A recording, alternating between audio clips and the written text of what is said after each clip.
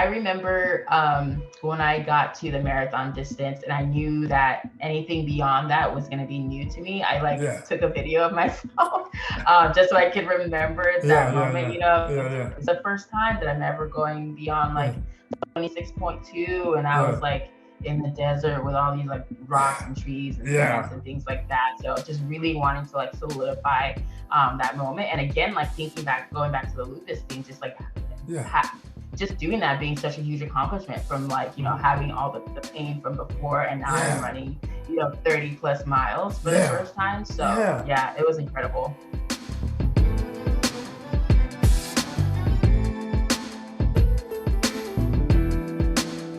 Hello, Live, Run, Balance family. Welcome to another episode of the Live, Run, Balance Show. I'm your host. I'm your cousin, brother, friend, whoever, Kenneth Pinkney. Today's guest is a young lady I come across on IG or on the ground uh, in the year of 2020, when I was first down now in the social media world. But it's been a 3-year process of making this interview happen. Yeah, so yeah, mostly my fault. I'm the reason for it taking so long to get back to this young lady. So who is her? She is an athlete, a coach, a public health professional based in LA. She all about the community, living a life of servitude, advocate for diversity of running. She also, I call myself a great motivator, but she also a motivator and help people to embrace who they are. So let's run down the family. Let's welcome uh, Mireille Sine to the Let Run Yes. Balance Show. Hope I say you could got your name correct. Yeah, I know it's a little difficult to get the in the beginning, but yeah, Yeah. So Mireille how Sine. so how are you doing up in LA? I know you had a big rain, snow, storm. Yeah. Yeah, yeah. You know. Yeah, we had a lot of big rains over the past week, and it's a little wild because a lot of our mountains have so much snow right now. So Yeah, it's just a different picture than what we're used to seeing when we look at our mountains. So yeah, I know. it's been cool. Okay, yeah. So I was going to Instagram. I saw one person, I think Jocelyn the Warrior. I think she lives in Hmm. LA. I know you know her. I know you connected with Hmm. her yet. Kind of her. I saw she was like running and like at a Griffith Park. It was like puddle Hmm. or rain, and we just like Yes. just running and So yeah, yeah. Did you went out and run in the rain yourself? I did. Yes, I tried to time it. You know, I looked at the whole Yeah, weather forecast yeah, last Saturday to do my long run, and I got about yeah, halfway in yeah, without being rained on. But yeah, the whole way back home was just like pouring. So my run yeah, got a little faster than I planned to yeah, get yeah, home. yeah, But yeah, yeah. it's something you just got to do. Yeah, yeah, definitely. No. So I meant to get out before it started pouring. I said I'm here in San Diego, so we got some rain also. So I managed to catch it right on time, before it Hmm. started, like, for a couple of days. First, one day, like it did rain that morning, and I Hmm. waited, they stopped, then I went and Yeah. run, and then it would hold off just in time. I almost didn't when I did almost didn't wait for my run that morning because it was raining, but I said I'm gonna go ahead and hopefully it stopped. So yeah. Yeah, the games Right. we play with the weather. I know. Yeah, so that's good weather talk. We get it started. Because out Southern California, you don't get that much rain and cool weather Hmm. like we have the past few days. So yeah, definitely. And so Marley, I know I'm pronouncing that wrong. I'm gonna first time to get it. So let's get to know the person before you was an athlete, life growing up in LA. Hmm. Mm-hmm. Yeah. Um, I mean, I still would consider myself being a pretty active person. Mm-hmm. I was an immigrant to Los Angeles with my family. I was born in Cameroon originally, which is in West Africa. So Okay. we came to Los Angeles when I was 5, going on 6 years old, and Mm-hmm. it's kind of the only city I grew up in. Mm-hmm. Came here, stayed here. Mm-hmm. Um, yeah, so just kind of growing up in like the American school system and just getting used to being more proficient in English, like just so many different attributes that come with not being born here.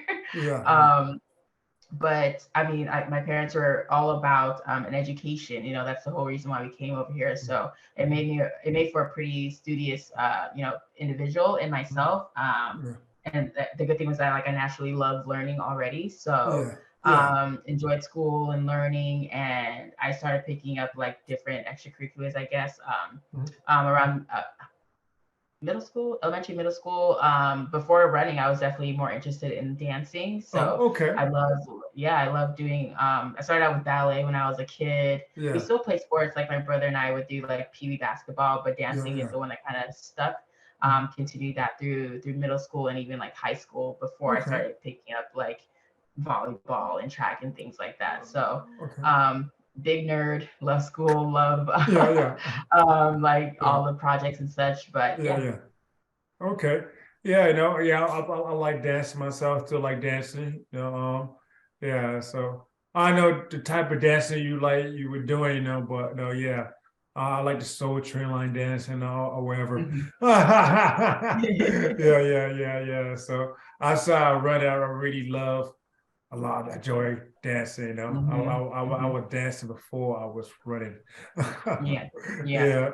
And so you start out dancing, So what sparked your interest in becoming a sprinter and a hurdler? Yeah.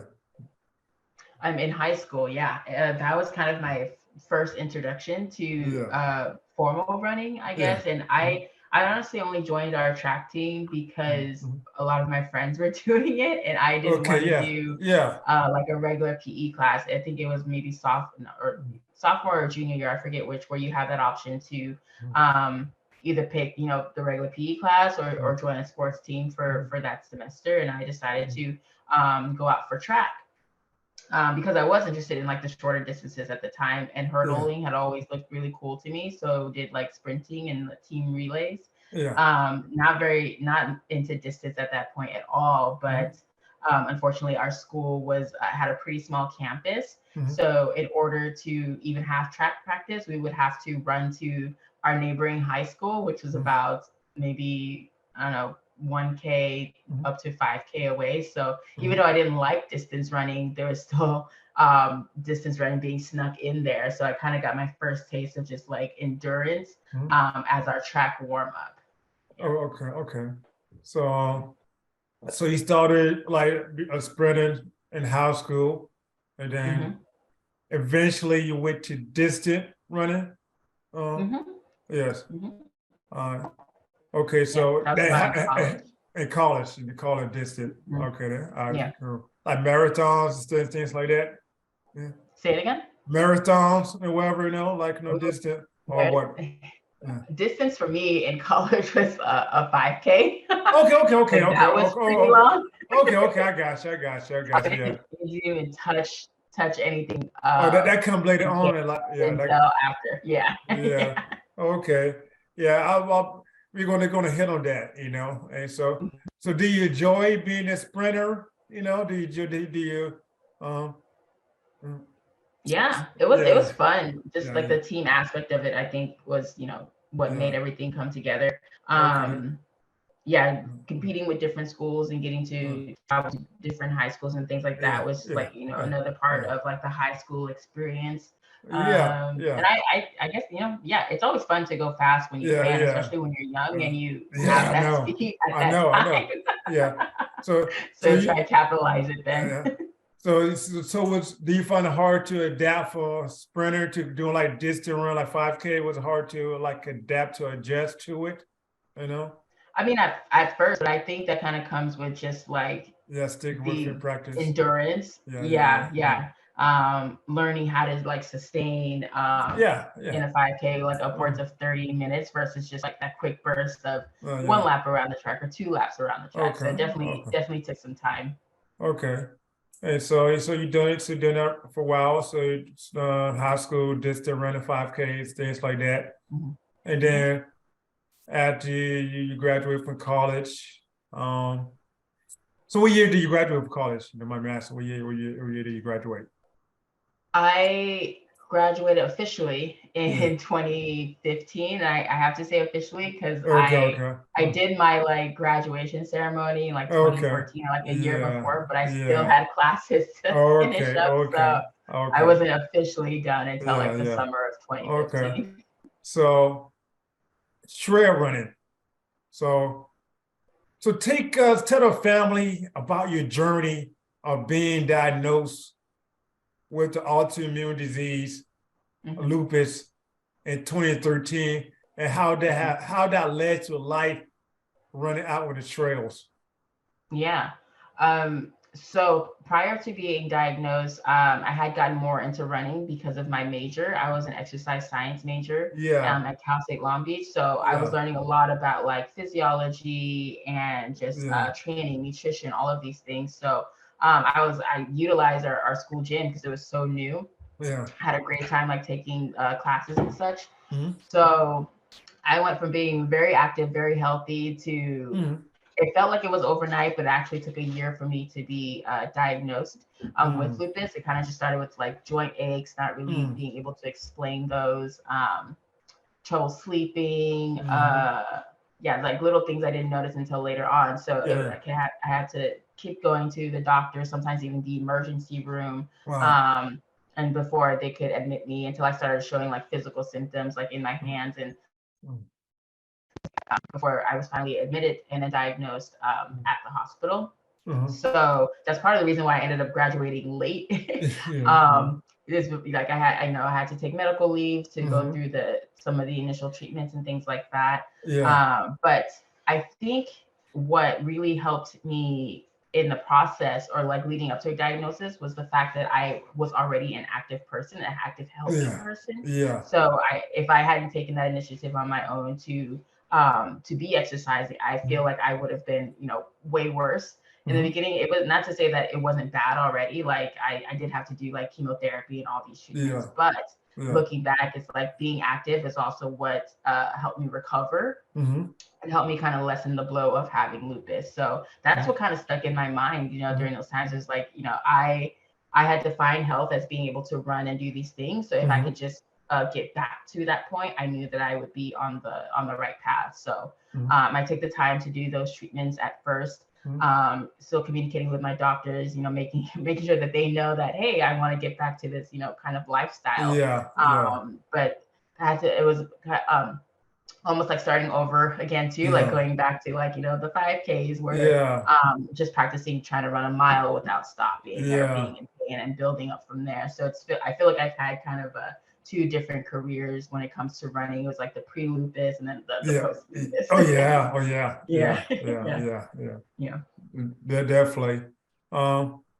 So when did trail running came calling you? When did that happen? Yeah.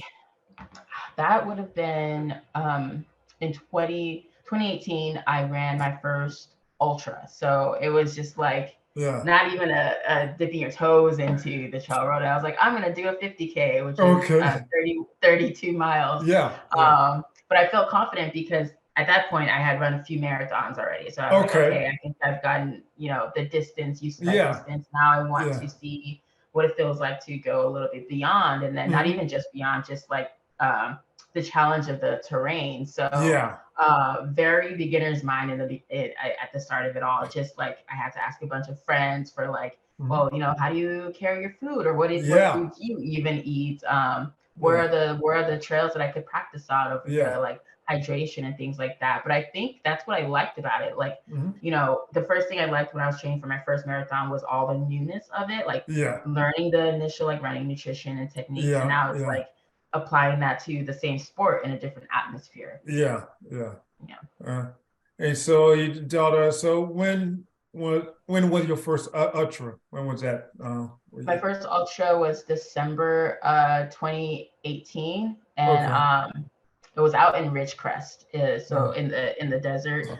We had it wasn't the race I originally planned to do. My original race was canceled due to the fires that year. It was pretty bad, like all throughout SoCal. So I Yeah. had to look up, but once I learned that was canceled, I was like, all right, what race is out there that's like within my training time window. And luckily this one happened to be the exact same weekend. So I didn't have to like extend the training or anything. And it was a really good starter because it was out in the desert, very, not a lot of altitude, still decent climbing, but I think for doing your first ultra, it was a good introduction to it. Oh, okay then. So how would the experience, doing that? The ups and downs and things like that. Mm-hmm. I remember when I got to the marathon distance and I knew that anything beyond that was going to be new to me. I took a video of myself just so I could remember that moment.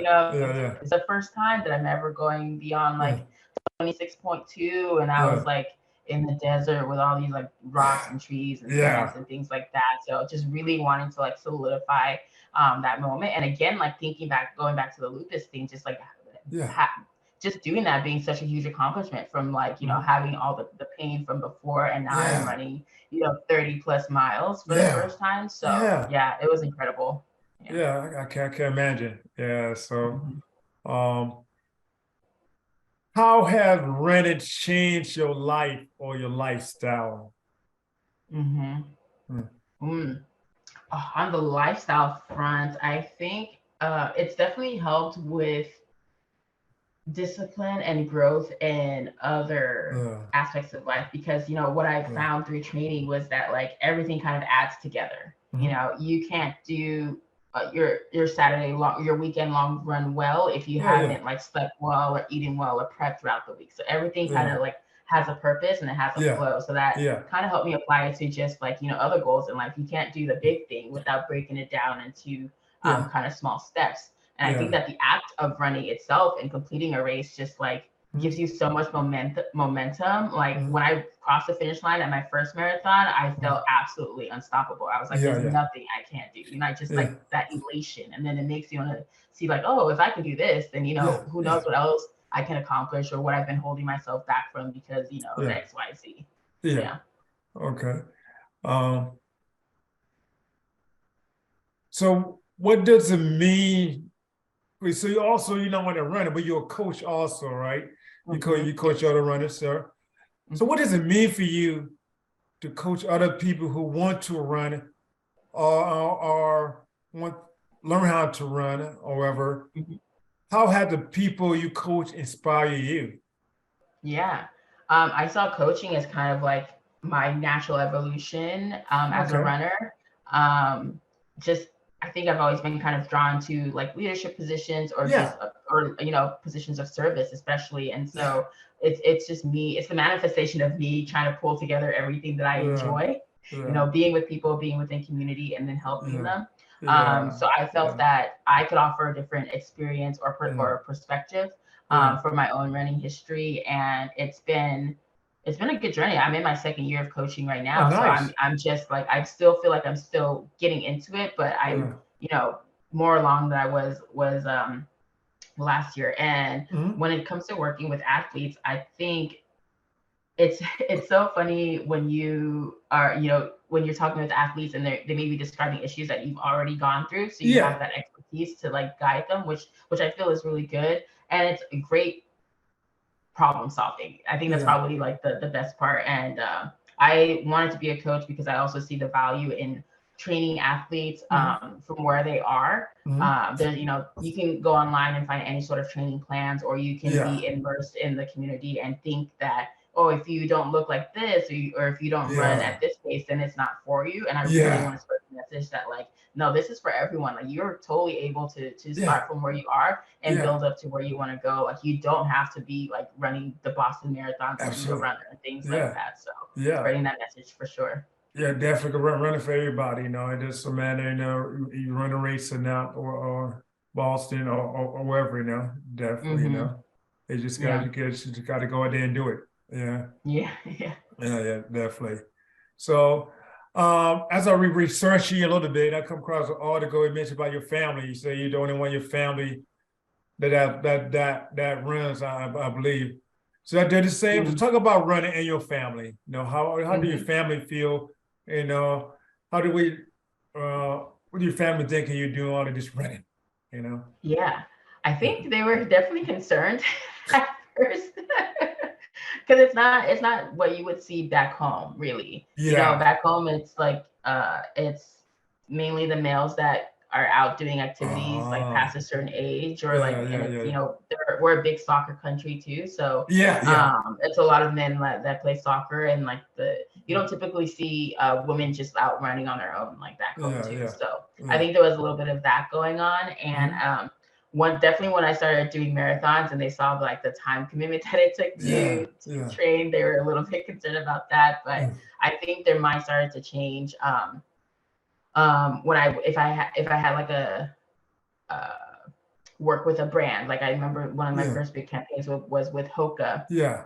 and that campaign was like shown at all the major marathons, and I Mhm. think it took them kind of seeing that, oh, this could be something that's actually viable, Yeah. and then that made it kind of okay to do. But nowadays it's like, my mom's always joking that like, make sure to give me a medal too, or like she's totally into wearing the medals that I get from Oh, races and that's that. cool. So Yeah, they understand that it's just, it's fun for me. Sometimes it's yeah, work, and yeah. it's like I talk about it all the time. Okay, yeah, it's just so they understand that's what you do, who you are, part of who you are. Yeah. Yeah, yeah. So Hmm. that's cool. That's cool that your mom just want to wear your medals that you get, Yeah. She's And like, I ran too. I'm like, sure, mom. oh, no, that's funny. That's funny. Yeah. So do you go back to your home country sometimes? I've gone back once so far as an Uh, adult. I think I uh, was 26 at the time. So okay. that was a big gap. Like Yeah, yeah, yeah. I think maybe like, yeah, 20 years Oh, to the day that I came to okay, America. okay, yeah, Um, yeah. but since I know that, like, my mom wants to retire back home, I'm sure I have Uh-huh. plenty of trips in the future. Yeah. Oh, okay, that's cool. So you think about like maybe like trying to like get like girls back home to run, or like do like something, or like a running clinic back in your home Mhm. country? That would cross your mind? That would be interesting. That actually hasn't crossed my mind. I think, to be honest, I think I'm so Yeah, focused on running here that yeah, yeah. I can definitely get into like, we have so much that we can do here now. Mhm. But yeah, a running clinic would be amazing, especially Yeah, because the running countries tend to be like on the east with like yeah, Kenya yeah, and Ethiopia, and yeah, like yeah. you don't hear a lot about like I Cameroonian, know. Yeah, Ghana, or like yeah, yeah, Nigerian runners. yeah, So yeah, it'd be yeah. interesting to see like what kind of talent we Yeah. can pull out. Yeah, definitely. No, let me know. Maybe I could be a help somewhere. I don't know. Yeah, Who knows? Yeah. I'm gonna think on that. Okay, yeah, definitely. See, so I see. Hey, I know this interview was meant to be. I gave that. So we started. You can remember that where the ID come from on Larry Yes, Ron Ballard's thank you. interview. It's all good. It's all good. Um, so I saw on your IG bio, you have a Team Unlimited Women LA to Mhm. Vegas. So talk Yes, about the inspiration or the idea of doing that. How that come about? yes. So the Speed Project, as it's known, is a Yeah. 340-mile unsanctioned race Uh-huh. from the Pier of Santa Monica all the way to the Las Vegas side. And Uh-huh. this is an event that I have watched like over the past few years, just like Oh, through yeah. IG, because they do such a good job of covering it. Okay. And always thinking like, oh, one day I really want to Yeah. do this. It just seems so Yeah. iconic. And so Yeah. Jocelyn, who you had mentioned, Yeah. was thoughtful enough to put a team together for this year. Nice. Um, and it's an all women team, different Okay. backgrounds, Yeah. different Yeah. abilities, just like doing different things in the community. So Yeah. bringing us together to go on this journey and kind of see That's great. what we can accomplish. Yeah. We're showing women that they too can be unlimited, especially coming Yeah. from our various backgrounds. We have Yeah. mothers, we have people with Yeah. like coaches, Yeah. different Yeah. Yeah. abilities, like I mentioned. And I mean, we're 23 days away, I want to say, Oh so no. it's Oh getting wow. super close. Oh Yeah, yeah. Oh it's yeah. Mm. yeah. But yeah, I'm excited to be like a participant Yeah. this Yeah. time around and not just like a viewer. Yeah, okay, that's great. So how long that been Mhm. around? How long have that been? How This long? is this is their 10-year Oh, 10 anniversary. years. Okay So then. so the first Okay. team that did it was like the OG team, as they call it, and there was just like, 6 Mhm. people that thought of the idea like, well, how long would it take us to run from here to there? And then it Okay. caught on, and now it's not just like US teams. People are like Oh, come from overseas oh wow. to So do this. so you really So have grown. Okay then. yeah, it's really grown. Yeah. Oh man, that's crazy. Yeah, definitely. So could you view it like on YouTube or how or live stream or how that work? Yeah, I think they pretty much stick to their Instagram channels. Instagram channel. Yeah. Okay, So okay. not only can you like you can tap into different teams like My Team Unlimited Women to watch like our updates, but Okay, there's yeah, also yeah. a general speed project Okay. Instagram where they will be Nice. giving updates about where different teams are at any Okay. point in Yeah. time. So you and Jocelyn on the same team? Yes, we are. Okay, so you have y'all met before? Y'all met and run together before? Yeah. Jocelyn and I, we first knew each other virtually, so just on Instagram before actually meeting at Yeah. Blacklist LA, like one of our local run Yeah. clubs too. But yeah, Yeah. since then we've kind of been in communication, Okay. really supportive of all the stuff that we do as individuals as well. Well, nice. Yes, definitely. That's awesome stuff, you know. Yeah, no. So the event happened in this month, correct? The event, yeah. With appropriate month, you know, International Women's Month. So hey, Yeah. there you go. Hey, Yeah. the women taking the lead. You know, they got the woman got the power. Yeah, definitely. There you Yes. go. There you go. Yeah. Yeah. So outside of running, how is like what else bring you joy? You know, that get to like the blood flowing, you know, outside of running. Yeah. I really enjoy being in the kitchen as far as just like cooking and trying different Yeah. things out.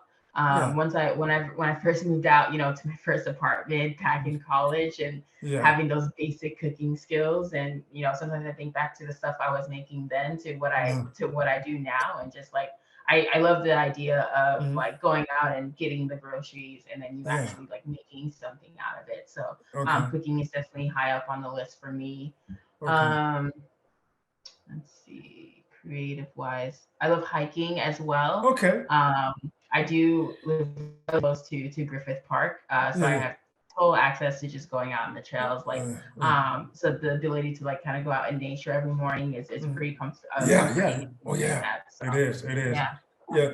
So Griffin Park is the park to go to for the runners up in LA area. It's pretty central within Los Angeles, and it's very runnable. Yeah. Is it 'Cause iconic? it's not like going on. Yes. Okay. A vast piece of land. Yeah, you can definitely do that and pick a new trail almost every day. Okay, yeah, I haven't been to rate or run up in LA yet. I know I got to get down to, and I go to LA full time to visit family members, my in-laws and stuff like that. But I haven't really went out on a run up in LA, you know. So I definitely got to come out, connect with you, Jocelyn, other people in person, and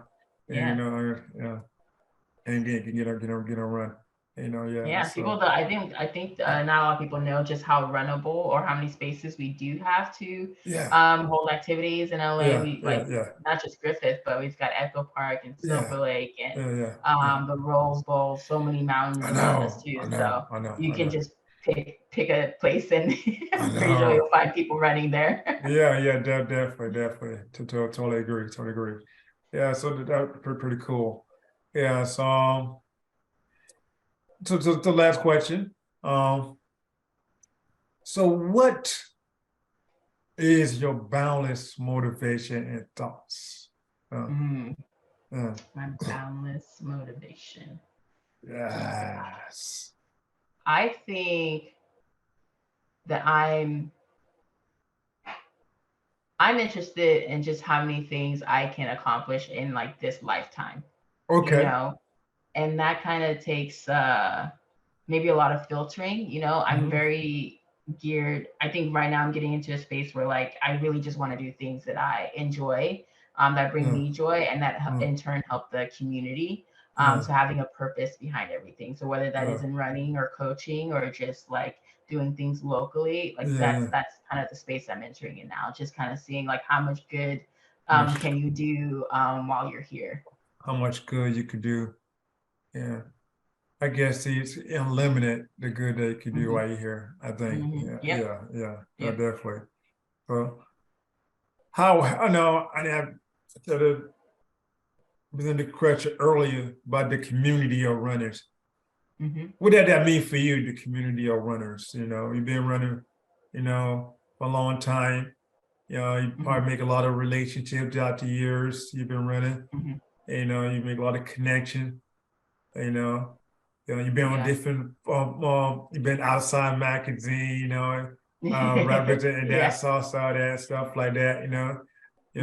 You're pretty well known.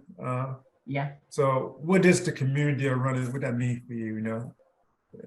I look at the community as growth and also opportunity. Like a lot of the things you just listed came from me having those connections with fellow runners that thought my story was interesting enough to put on these platforms. So just those moments that I'm grateful for.